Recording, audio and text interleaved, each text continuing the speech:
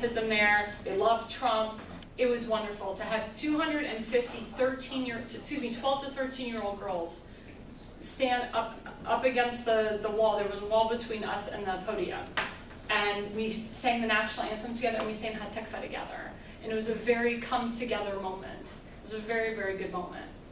So after we did our rally in May, since then we have been doing speaking events, we're doing fundraisers, we're putting together town halls nationwide, going to the battleground states. Rudy and I have been talking for a couple months now about putting a town hall together here in Brooklyn. And I'm surprised how difficult it has been for Rudy and I to put a town hall together. Not Rudy Giuliani, Rudy right No, Rudy right here. Thank you for clarifying. I mean, to be honest with you, if we put a town hall, Rudy Giuliani would come, to be honest with you. I mean, I know a lot of people already that will come. I have Rabbi Dov Heiken. We all know him. He's a Democrat who votes Republican. He's from Brooklyn. He has a huge megaphone. People know him. He wants to speak. Rabbi Bernard Rosenberg, he wants to speak. I have speakers. I just need the venue. I just need the place. I don't live here, you guys do. Michael Cutter. Yeah, Michael Cutter too, Cutler. Michael Cutler used to work in the administration for many years. Huge name. He's always on Fox Business and Fox News. He'd bring a huge crowd. And I can bring media here as well. Is it possible to have a rally, maybe like on 13th Avenue or something like along those lines, where they have a street permit and you could just have the street, instead of renting a venue, you could just pay for whatever the permit is? Because they have rallies like that all the time, have a little stage, maybe in heart of Borough Park perhaps. Dov Heiken's from Borough Park, maybe you could work on getting that permit together, since I believe he was assemblyman there since If he can work on the permit, since that's fine. 1982. Yeah, if he can work on the permit, that's So fine. maybe you guys could That would be reach out to great. him. Marty wouldn't go. No, He wouldn't go? correct. I know who he is. Okay, I'll that's, talk to you about that later. all right. Oh, he let's wouldn't get some go? ideas going. No, not Isn't it? Markowitz. Maybe Golden would, but not Markowitz. Oh, okay. Anyway, But yeah, but that is one of the main reasons why I came today, is to challenge you guys. To challenge you guys to, because you guys are here. You know, it's Tisha B'Av. You guys could be at synagogue, you guys could be doing something else, you guys could be fasting. But you guys are here. So the challenge is you guys are here for a reason and a purpose. It starts with 20 people, then it goes to 40 people, then it goes to 100 people, then it goes to 200, 300, 500, 600, whatever. We have the power, we have the money, we have the voice bigger than the Democrats, I'm telling you. We do. 65 million people voted for the president. 63. 65. It was 65. Really? They cheated? No, I didn't cheat. It's final count. It's fine. Between 63 to 65. you literal person, you know. And, but my point is that we have, we have the majority. And if you want, I mean, the Jewish people as a whole, we are a big minority. If we want to be an even bigger minority, then allow these women to continue staying in Congress. Allow democratic socialism to invade our nation and to become president of the United States. We don't want that. We can't afford that. Let me tell you something. The average American doesn't want it. The average Jewish person doesn't want it. We can get Jews from age 18 even to 60, 65. The baby boom age has already started to change.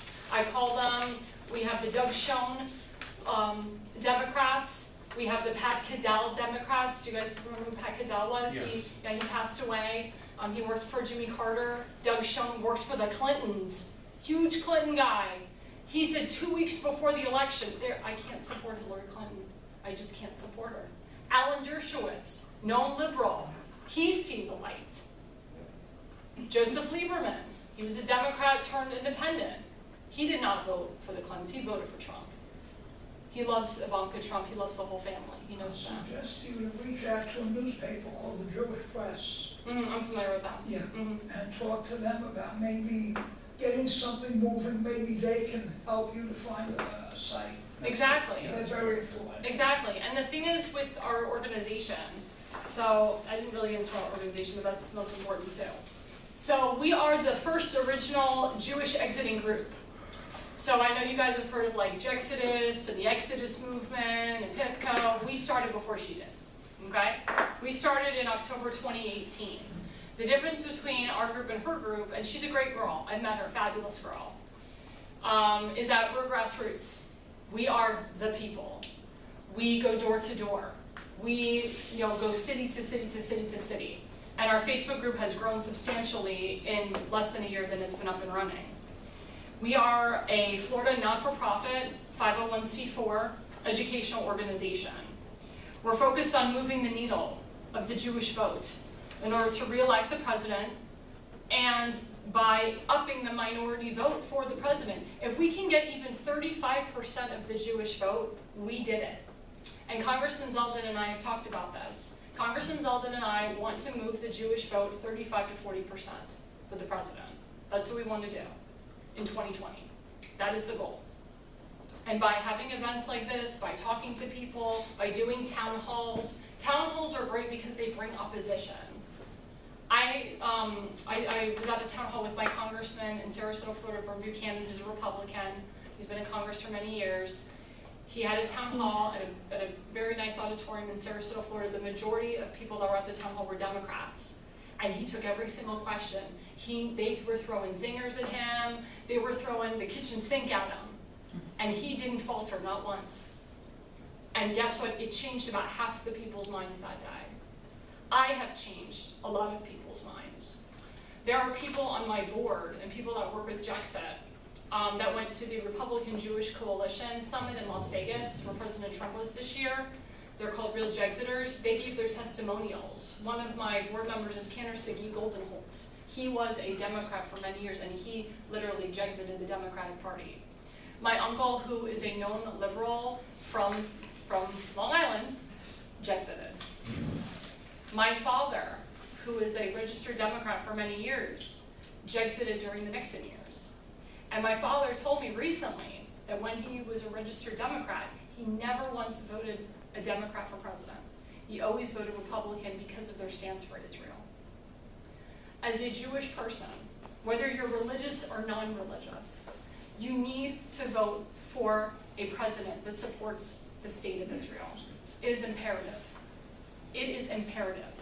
That is the message that you have to bring to your communities. That's the message you have to bring to your synagogues. That's the message you can bring to the liberals. Now, the Bernie Sanders Jew is very difficult. It's very difficult to switch. They're gone. They're atheists. They're agnostics. They don't acknowledge God. Thank you. They don't care. No, it's true. They don't care. He prides in the fact that he eats a ham sandwich. He loves it. He loves the fact he married a non-Jewish woman. I mean, he's like, I just don't want to be Jewish whatsoever. I don't want to have Jewish children. I want to denounce my Judaism. I don't like being Jewish. He's an atheist. Also, don't forget, And he stands also with don't forget care. people like Deutsch and Emmer. Yeah, he stands with care. He stands with Linda Sarsour. He stands with So these does people. Bernie Deutsch and Emmer. Sanders, Chuck Schumer, Supreme Court justices, and a few other people all came from this neighborhood and all attended the same high school here. Many Something's in the water. As did several conservatives on Right. the other side that were very powerful. But all of them They have had disowned And Scalia was Right, clean. but it's so funny how Bernie Sanders is a registered independent, but he calls himself a democratic socialist. So how can you be a registered independent but call yourself a democratic It socialist? changes over being time into the primaries. Exactly, right. So that was pure strategy. Yes. You were saying something about the protest of that watered-down bill. Did it ever change? Did it ever go through? It passed. It No, did? it passed. But it had no That was teeth. the problem. It passed. No, I know. The silly bill passed, but then you had a protest, right? Well, no, not a protest. Are you talking about the rally that I You did? had a rally against that silly bill that passed. Right. So we. And so nothing has been done. Well, no, that's since not. your No, rally. that's not true. Actually. Oh, so no, that's not please true. tell Sorry. me. No. So when we did. Thank you for coming. So when we did that rally that we did, Congressman Greg Steube and Congressman Lee Zeldin had already written the quote unquote the original bill that it was supposed to be, and they are in the process of passing it in the House. It hasn't. That's it. It hasn't passed Thank you because very the much. Democrats control the House. Ah. But they passed an anti-BDS bill, which was very important because they were afraid that it wasn't going to pass. The anti-BDS bill passed both houses, Yes, it did. and the president signed it. Well, no. So that particular bill is what we call a simple resolution bill. So that passed through the Senate first as an S1, then it passed through the House as, it was an S-246. When those bills happen, it's not the traditional process where it goes from the House to the Senate to the President. It's already locked in. Those are called simple resolutions. Simple resolutions mean they're already locked in. All that locked is in. just symbolism, it's no law. I'm sorry? All that is symbolic, it's not a law, unless the president signs it. Well, Senate. right. Well, hold on. There's not necessarily true. Not necessarily true. Because the first 10 bills in the Senate and in the House, they're already automatic. They're already automatically put in for the rest of their life. You can't change it. So the fact that the Senate did the anti-BDS bill and it's an S1, it's already locked and loaded. You can't change it. You can't use. You can use executive. If a Democrat becomes president, he can use executive order to flip it. But because because President Trump is the president, it's already locked and loaded. It's in there. You can't get rid of it. They do it. Yeah, they do it every year. It's the same resolution that they do year. They always bring it up year after year after year after year after year. The newest thing, though, is that Omar was bringing a pro-BDS bill to the floor. That was something new. And basically the House shut it down by bringing in anti-BDS. Yeah, I just wanted to make a comment about all this. Yeah, go ahead. I know everyone wants them to take their questions after the. Yeah, I'm almost speaking. done. But the thing I would tell everyone, I've been telling this people since I've been politically engaged since I was a kid, and I've never been part of the Democrat Party. I started as an independent, but I'd say you got to clean up your own party first, because there is a very large percentage of people that are in city government, state, and the federal. There are Jews that are very far left. And Soros has the name. We don't know a lot of these other names in the world outside of the U.S. which have all this influence. But I mentioned Nadler. And I mentioned somebody like Ted Deutsch. Yeah. I don't know if Ted Deutsch is actually not as bad He's as very Nadler bad. and shit. He's very far left. He needs to go. Who's that? He's in Florida, because I'm very familiar with Florida politics. I know him. My cousin And by the actually way, works for him. He's not. I'm very happy about Ron DeSantis, I think. Oh yeah, Ron DeSantis. He's great. Yeah. Good young man. We need more people. Rick Scott's great too, actually. I like Rick Scott. Yeah. And Rubio. But the problem is this problem all over the country, and it's really bad. And unfortunately, too many, and I know some of them, influential people are Jewish. Their politics are dead wrong. And these people need to be educated. They're not well educated enough. Right. And it's indicative of who we have represented over here, even in this area. Yeah. And we've got to start to educating our neighbors as well as our own immediate family. And I try to do that all the time. I agree. But going back to Deutsch, yes, he's far left. He's not as far left as like Nadler and Schiff. I know that for Even Shifty Schiff. And if Laura Loomer, who's a Jewish conservative I woman, know who she is. yeah, if she can, get rid of, I don't want to say get rid of, but if she can, Politically unseat, defeat. there we go. Politically defeat. Yeah, if she can politically defeat Louis Frankel, which, Louis Frankel lives in a very Democratic district. I mean, it's from Wellington to Palmetto. It's a very Democratic district with a lot of Democratic Jews.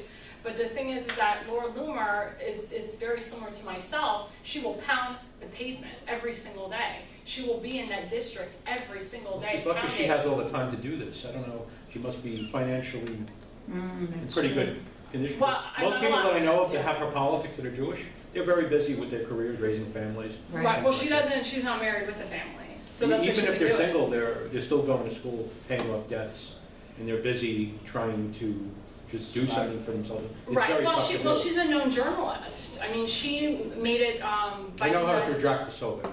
I'm sorry. I know who she is through Jack Posobiec. Right. He retweets a lot of stuff. Yeah, he's a good friend of mine too. But she got known by being an investigative reporter for Project Veritas, which is run by James O'Keefe. Yeah, he's brilliant. Yeah, he's awesome. And actually, President Trump hired him in 2016, and I'm sure he's using him today. But I can't say for the record. I know the people that are funding Laura Loomer personally. And the thing is, she has been banned from social media. She's been banned from Facebook, from Twitter. I like what she did at from Barnes & Noble Instagram. recently. I'm sorry. Yeah.